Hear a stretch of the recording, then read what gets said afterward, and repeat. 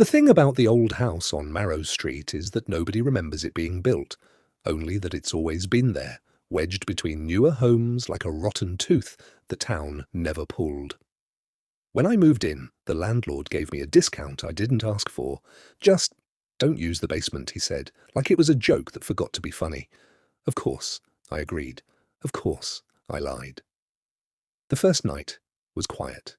Too quiet, actually. No pipes groaning, no neighbours, no distant traffic. Just a heavy silence that made every small sound, my breathing, the creak of my bed, feel like it didn't belong. At 2:13 a.m. I heard it, a soft knock, not at the door. From below, 3 slow taps. Then nothing. I sat up, staring at the floor. My bedroom was directly above the basement door. I told myself it was pipes, old house normal. Then it happened again. Knock, knock, knock. This time I noticed something worse. The knocks were answering each other, like something downstairs was echoing a pattern it expected me to understand. The next morning, I found the basement door in the hallway. It hadn't been there before.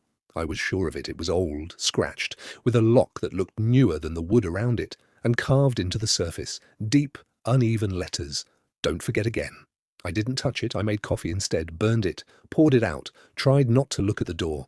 Around noon, I realized something strange. I couldn't remember moving in. I remembered signing papers. I remembered the landlord's face. But the act of bringing my things inside, unpacking, gone, just gone. That night, I stayed awake. At 2:13 a.m., right on time, the knocking started again. But this time, it wasn't from below. It was behind my bedroom wall. Knock, knock, knock.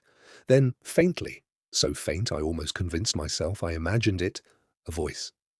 You left me. My chest tightened. I grabbed a flashlight and pressed it against the wall. The light bled through cracks I hadn't noticed before, thin lines running like veins across the plaster. And then the wall breathed. Not metaphorically. It expanded slightly, then shrank, like something behind it was inhaling. I don't remember deciding to open the basement door. I just remember standing in front of it, key in hand.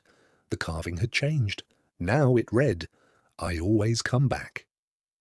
The lock clicked too easily. The smell hit first, damp, metallic, like old pennies and something worse.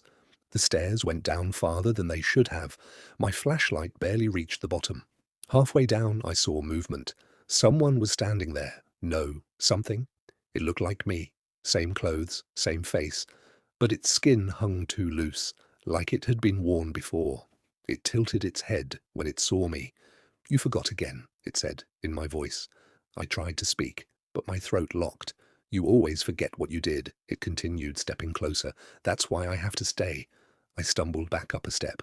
Stay where? It smiled. In here. That's when I saw the walls. Not concrete, not stone, skin. Layers of it stretched and nailed, faintly twitching. And behind them, shapes. Dozens of them. People pressing outward, faces barely visible, mouths opening and closing in silent screams. I keep them safe, it said softly. From you. My head spun. What did I do? It stepped onto the stairs, and with every step, I felt something pulling at my thoughts, memories unraveling, flashes, a different house, a different face, screaming, my hands covered in something dark. I forget, I whispered.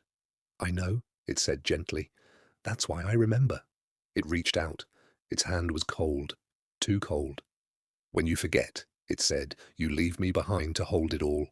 The last thing I remember is falling forward. I woke up in my bed, morning light, quiet house, no basement door, no carving, just a faint soreness in my chest, like I'd been crying.